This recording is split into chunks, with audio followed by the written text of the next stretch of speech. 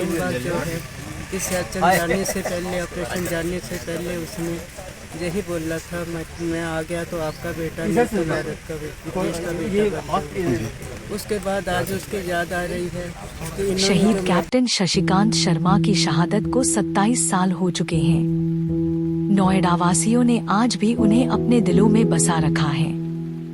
हर साल शहीदी दिवस पर उन्हें श्रद्धांजलि दी जाती है। उनके नाम पर नोएडा में सेक्टर 37 के पास शहीद कैप्टन शशिकांत शर्मा चौक और वहां से गुजरने वाली सड़क को शहीद कैप्टन शशिकांत के नाम पर रखा गया है। Captain Shashikant Sharma memorial cricket tournament का भी आयोजन किया जाता है। इस बार नोएडा स्टेडियम में आयोजित होने वाला ये 25वां टूर्नामेंट है। बीते 24 साल से इस टूर्नामेंट का सफलतापूर्वक आयोजन कर रहे उपदेश भारद्वाज इसकी शुरुआत और अब तक की स्मृतियों के बारे में बताते हैं। सर, ये टूर्नामेंट की शुरुआत कैसे हुई आप लोगों की? दरअसल में ये कारगिल युद्ध हुआ था। जब कारगिल युद्ध हुआ तो उस समय जो शहीद हुए हमारे सैनिक अफसर, तो उनके लिए सरकार ने बहुत कुछ किया। पेट्रोल पंप देने का काम या जो भी उनकी आजीविका के लिए उनके परिवार को जो भी सहयोग हो सकता था वो दिया गया। लेकिन उसी से कुछ 6 महीने 7 महीने पहले ये कैप्टन शशिकांत शर्मा शहीद हुए थे। लेकिन ये कारगिल से पहले बॉर्डर पर शहीद हुए थे। सियाचिन ग्लेशियर जो विश्व का बहुत ठंडी जगह मानी जाती है, वहाँ इनकी पोस्टिंग थी, वहाँ ये शहीद हुए। तो मीटिंग की हम लोगों ने आपस में और कहा कि भाई एक शहीद दिग्विजय रावत और धर्मेंद्र शर्मा भी शहीद है एक शहर में, लेकिन उसको 35 रन की साझेदारी दोनों ही बल्लेबाजों के बीच और जिससे उसका नाम भी हो। यहाँ से 22 रन रह गए हैं। कुछ ना कुछ भला भी हो अगर ये मुकाबला अपने नाम करना है। युवाओं के भले को देखते हुए, अब चूँकि क्रिकेट ज़्यादा चलन में है तो हमारे लिए आसान भी था थोड़ा सा ऑर्गेनाइज करना। तो हमने इनके कैप्टन शशिकांत के पिताजी पूज्य flag lieutenant JP Sharma ji से बात की। बड़े हर्षित हुए वो। उन्होंने कहा बेटा बहुत ही अच्छा काम करोगे, आप शुरू करिए और आपको मेरा आशीर्वाद है। तो 2001 की बात है। तो हम लोगों ने मीटिंग की और मीटिंग करने के बाद हमने कलेक्शन किया। और मुझे याद है कि जो हमने इस टूर्नामेंट की ओपनिंग करी थी, आपको भी याद है, आप पहले इस टूर्नामेंट से जुड़े हुए हैं। तो उस ओपनिंग में हमें याद है उस दौरान 4 से 5 लाख रुपए खर्च किए थे और 250-300 सीटिंग का अरेंजमेंट था। पूरा बना के अपना स्टेज वगैरह बना के सोशल कार्यक्रम भी किए थे, सांस्कृतिक कार्यक्रम भी किए थे। तो बड़ा धुआंधार तरीके से वो शहीद को याद किया हमने 1, 2, 3 टूर्नामेंट में। लेकिन फिर उसके हमने खर्चे घटाने के लिए, जिससे हम कंटिन्यू रख सकें, ये टूर्नामेंट हमारा अनवरत चलता रहे, तो हमने फिर वो सोशोबाजी वाले सिस्टम थोड़े कम कर दिए।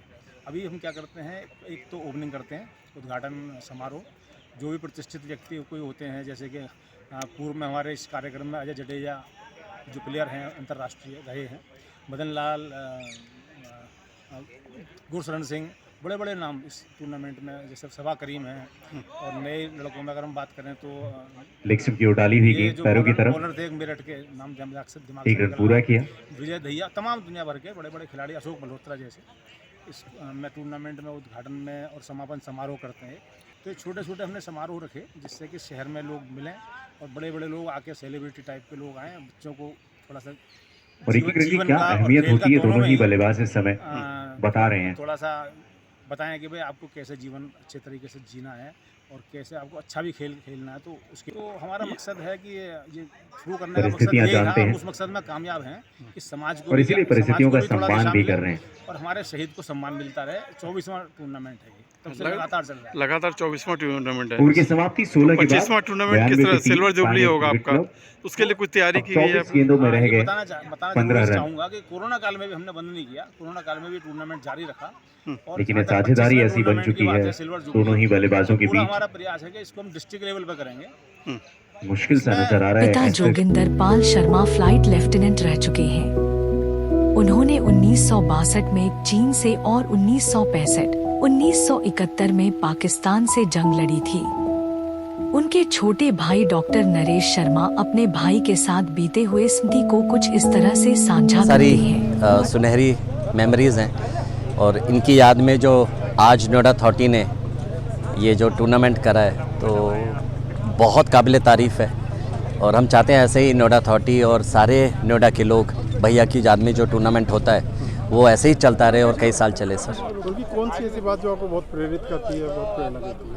सर एक चीज़ हमेशा होती थी कि हम 2 भाई हैं, हम 2 भाई थे, तो छोटा होने के बावजूद मुझे हर छोटी चीज़ बहुत परेशान करती थी। कोई भी छोटी दिक्कत आ जाती थी तो पापा से पहले मैं उनके पास जाता था और वो बहुत उसको सरल तरीके से हल कर देते थे, चाहे वो पॉकेट मनी हो, चाहे वो होमवर्क हो, चाहे वो मेरा मैथ्स का हो कि हमें ये होता था कि मैथ्स की ये एक्सरसाइज आप करेंगे तो तब आपको टीवी खोल के पापा हमारे अलाउ करेंगे। तो वो तुरंत मेरे साथ बैठ जाते थे कि तुम्हें चित्रहार देखना है। सर एक चित्रहार आता था 4 बजे हमारे समय में, तो वो तुरंत बैठते थे और कहते थे तेरे को चित्रहार देखना है। तो वो साथ बैठते थे और फटाफट होमवर्क करवाते थे। तो वो एक मेरे लिए ना एक रीढ़ की हड्डी की तरह थे सर, कि मेरी हर मुसीबत का हल उनके पास होता था। दुनिया की कोई चीज़ ऐसी नहीं थी कि जिसका हल वो ना ढूंढ पाए सर, और वो चीज़ मैं बहुत मिस करता हूँ। डॉक्टर नरेश शर्मा बताते हैं कि जहां भाई की शहादत हुई थी वह दुनिया का सबसे ऊंचा, सबसे कठिन और सबसे ठंडा रणक्षेत्र है। दुनिया के सबसे ऊंचे साइचिन के बेस कैंप पर बने वार मेमोरियल पर वे अपने भाई और शहीदों को श्रद्धांजलि देने के लिए जाते रहे हैं। वे उन कठिन परिस्थितियों के बारे में बताते हैं जिनके बीच एक सैनिक का जीवन गुजरता है। सचिन भी गए थे, जी। उनके अनुभव आपने दिया है, कैसा अनुभव था आपका? सर आज से 25 साल पहले और मैं हर साल अब सियाचिन जाता हूँ।